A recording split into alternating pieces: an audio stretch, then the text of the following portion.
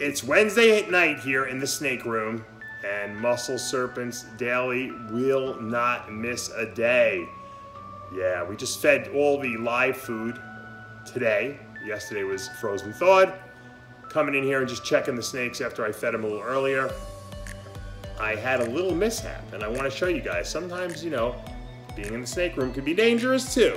And I'm not afraid to show you when I fall, because it's all about how quickly you get up and get back on your feet. So enjoy this little security footage. I'll walk you through it, you know, but I'm not proud of it. No one wants to fall. I'm very accident prone. I have to be very careful because I've had some accidents where things haven't worked out too well. I tore my quad in India, of all places, slipping on a staircase. So I have to be careful on these ladders, but it was all because I had to get this BREDL'S cleaned out, or this girl cleaned out. She had a lot of poops and pee in her cage when I fed her earlier, and I can't let her spend the night in that. So had to get it cleaned out. It's a little late. Probably shouldn't have been climbing ladders, you know, this late, but hey, when it's got to get done, it's got to get done, right? So check out the security footage and find out what not to do. All right, so you see me in my snake room here on the security cam. I'm setting up because I know my BREDL'S python has a really, really disgustingly urinated on and pooped on cage. And I just can't leave her here. It's very late. You can see the security cam time. It's almost 11:30 at night. And I can't leave her in there overnight and clean it in the morning. It's just too disgusting. I wouldn't want to stay in that cage. And I can't imagine it would be good for her health. So I'm going to clean it. So now I had just fed. So remember, when you have to smell a rat on your hand, the last thing you want to do is put your hand into the cage, because especially with a food responsive snake like that, you'll definitely get tagged. And she's really, really mellow, but when she smells food, all bets are off. So, all right, so what I'm going to do is I'm going to get my card over there. I'm going to set up the whole room, and I'm going to, you know, wash my hands and do all the smart stuff. Okay, so I'm going to get some paper towels first. I'm going to set that up. Because I'm going to have to obviously clean out the inside of the cage. I'm going to get my snake hook, obviously, because I'm not going to handle her. I probably should have put gloves on too, but you know what? She's pretty good once you get a snake hook on her and she knows she's not going to be fed. So that's not a big deal. Now, you got to remember, at any time, you know, when you're alone in a room like this working with snakes, anything could happen. So, you know, I felt pretty confident that I can handle a snake. That wasn't an issue. So I get up on the ladder. Obviously, she's on the top cage of all places. Now, the reason I put her on the top cage is because she's a big snake, but she's easy to handle. So I figured no big deal. I get the water bowl out. I'm going to get which was filthy too. I get the hide box out. You know, you get all the obstacles out. You can see me taking the hide box out right now. And I'm going to go wash those off. Taking my time because I know it's late. I don't want to rush. There's no reason for me to get, you know, bitten this late at night, especially because I have work to do still. I have to answer emails and edit this video. Although I didn't have I was actually not planning on doing a video because I said, well, I just don't have any time, you know.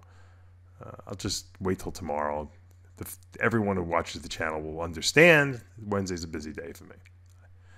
All right, now I'm going in the cage. Now I got to get her out because before I clean I'm not going to clean the cage with her in there.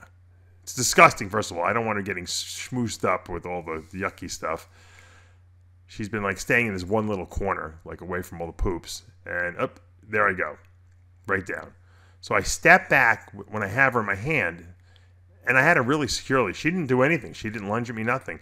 When I stepped back, my ankle twisted out of me. Now, that's how I actually tore my quad in 2012 in India. I was going down a flight of steps. My ankle turns out. I have very lax ankle joints.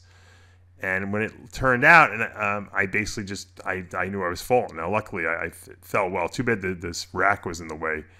You didn't get to see me fall. But I fall back. I protect the snake like it really mattered. At that point, I should have been protecting myself. Definitely fell on my right hip a little bit.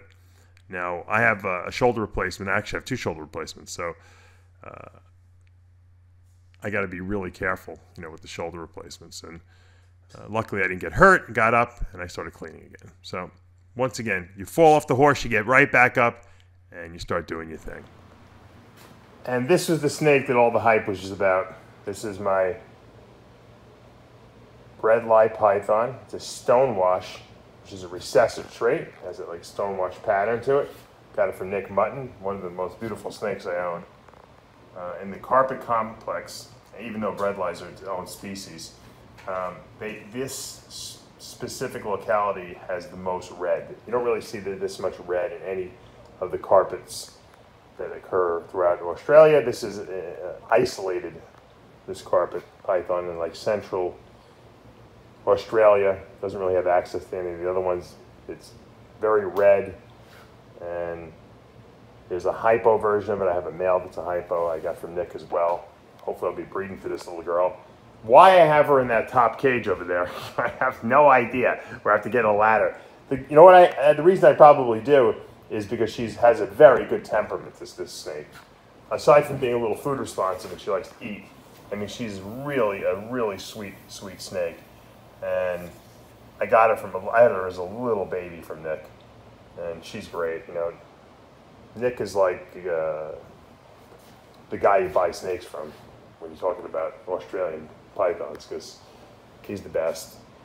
And I really wanted a good representation of this morph. And this is going to be a great breeding. This Stonewash, which is recessive to hypo, which they don't even know what it is yet. Hypo could be incomplete dominated. It could be polygenic. You know, everyone's still out to town on it, but I have a pure strain hypo. And look at this female, just gorgeous. Really, really nice. They get big too. The breadl'S get pretty big, but once again, the gentle giants, great eaters. Maybe not when they're first born, but they're great. Once you get them eaten, they're great. I've never produced any. You have to cool them down really, really pretty chilly, which is going to be tough. I'm going to move her into another room. If I decide to breed her this year, I'll put her in snake room 1, and I'll get it down to the low 70s in there. I can't really get it much lower than that, not in Florida, without freezing out killing all the rest of my snakes. So snake room 1 can get down to the low 70s, and we'll see how that goes. I got to get the olives down that low anyway, so we'll see if she produces some babies. Hopefully you guys enjoyed my little fall. And we all fall at one time or another in life, but the trick is get up and keep going. All right, guys, that's it. I'm here with my beautiful breadl'S python here. I'm going to put her back in her cage. You saw my little mishap.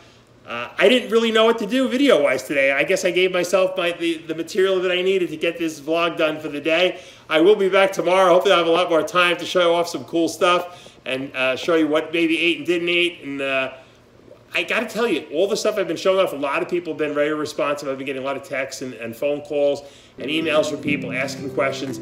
That's what we want to do. We want to get the dialogue going. Ask your questions. Don't be afraid. There's no such thing as a dumb question. I always say that. If I can help anyone out, I'm always here to answer questions. If I can, and if I can't, I'll refer to someone that can answer. But, you know, usually involving my stuff, I'm pretty good. And sometimes, you know, people contact me and give me information that I didn't even know. So that's what makes this community so great. And that's what makes this whole ability to communicate with each other via social media and YouTube that much better. All right, guys, hopefully you're having a great night. I'll see you back tomorrow morning.